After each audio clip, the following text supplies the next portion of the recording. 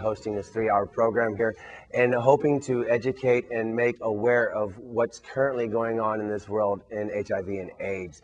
A lot of people have some misconceptions, believe in myth, are scared, not sure what's going on or what could happen or what might happen. And hopefully today's program is going to alleviate some of those myths, some of those worries. After a very, very long road of crystal meth addiction.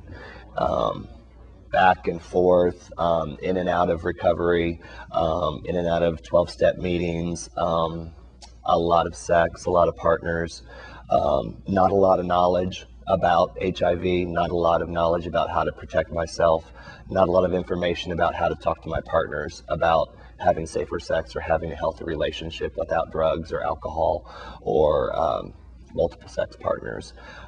That's what led me to the Montrose Clinic. What is HIV? Well, it's AIDS. It's an infectious disease. Do you know how you can catch it? Yes, And how's that? through transmitted fluids, blood, transfusion, unprotected sex, drugs, IV. What do you know about HIV and AIDS? I know that it is spreadable. Okay. How is it? Do you know how? I mean, how? Through blood, right? Okay. Or through sexual intercourse. Are you familiar with Caitlin? Are you familiar with HIV and AIDS? Yeah, I've heard about it. You've heard what? What have you heard about it? That like they don't have a cure for it. That it's like a disease. Do you know anybody that's HIV positive or afflicted with AIDS? Not that I know of. What is HIV? Testing positive for the virus, but not having full-blown AIDS. Do you know what HIV and AIDS is? Yes. What is it? It's like diseases that like Is that the only way you can catch it? okay. For those of you out there who know me and know me from after hours, you know I don't do monologue. That's one of the reasons I have Judy with me, because we're going to be doing a conversation here about AIDS in the early years.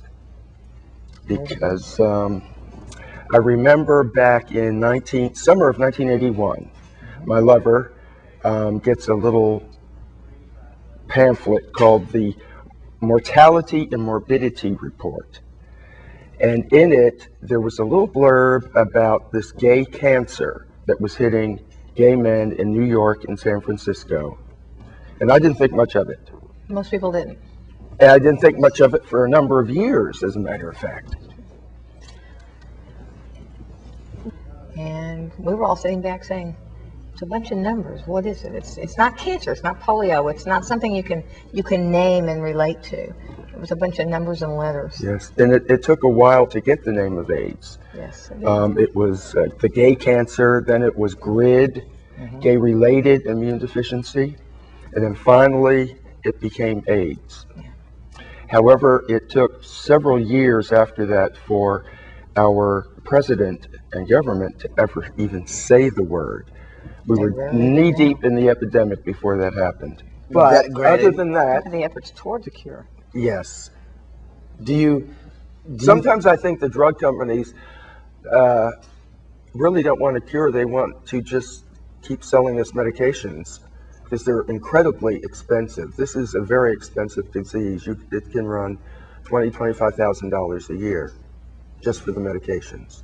You know, every student in this country, when they go to public school, it doesn't matter if you're homeschooled or if you go to private school or in public school, every single student in this country, when they leave school, the overwhelming majority of them are going to know that the capital of the United States of America is Washington, D.C. I mean, this is just general knowledge that everybody knows if they go to school here in this country. And even if you don't go to school in this country, you know, you're going to know that Washington, D.C. is the capital of the United States of America.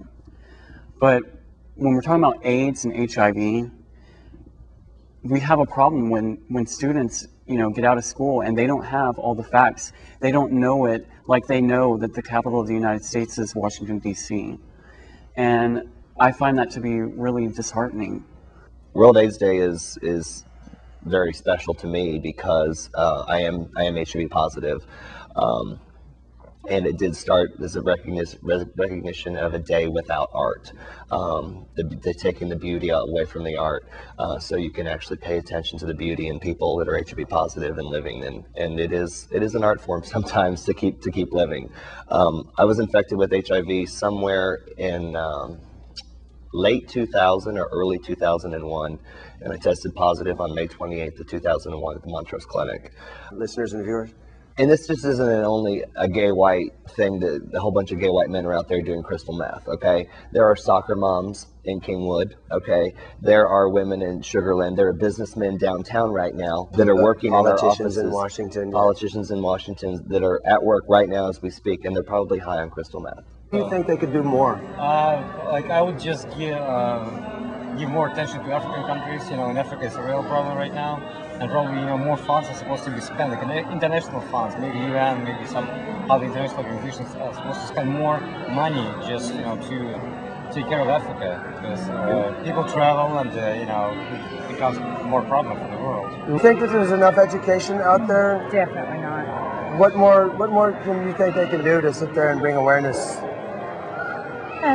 We definitely need education. People think it is only in the gay community, and it's not. I want to hug you real quick. Thank you so much. Why do you think there's such a lack on educating the young people? I mean, I think a lot of that has to do with parents, the people's parents. Want to be the ones that like either educate their children or decide not to educate their children on such things. And I think parents really have a bigger deal to do with that than anything. And that is harmful, isn't it?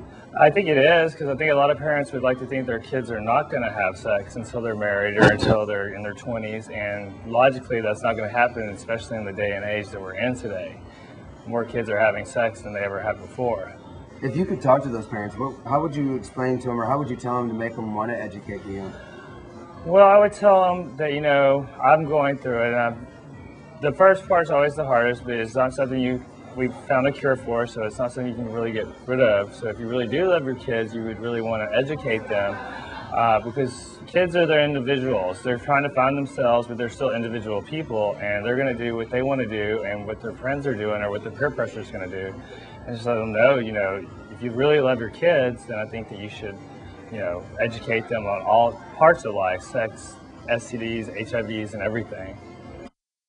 We need to be giving more education on this. That's just what it all boils down to.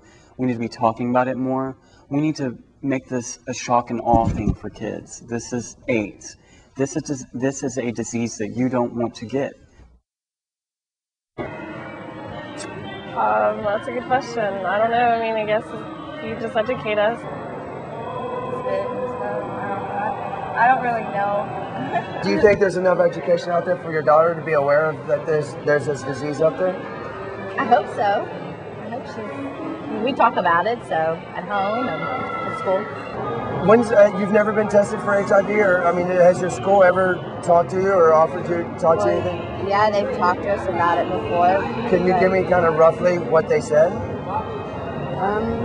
I don't know. I wasn't really paying attention. Wasn't paying attention.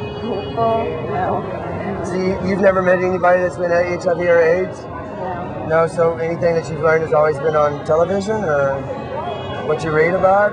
Yeah. Yeah? Okay, so would enough people know what's going on there? I mean, what's the truth? I think not enough people care. Why? So, and overall, just real quick, what do you think that the people should do more? Should they be educating more? I mean, what do you think they're not doing? Yeah, I think they should educate earlier in life. I mean, if you wait till they're already 14, 15 years old, they're already starting to make their own decisions. But if you start that from, say, 8 years old, and grow them up to know that abstinence is the best way to go if you want to live, because it's a serious deal. Because if you don't pay attention, if you don't get out there and get tested, if you don't use condoms, if you do not listen to what Jeffrey and Jimmy and Brent are saying, you're going to die. We'll be back after this break right here. Thank you for KPFT simulcasting this for the next 2 hours. Wish they'd stay the next hour. Jeffrey, thank you so much.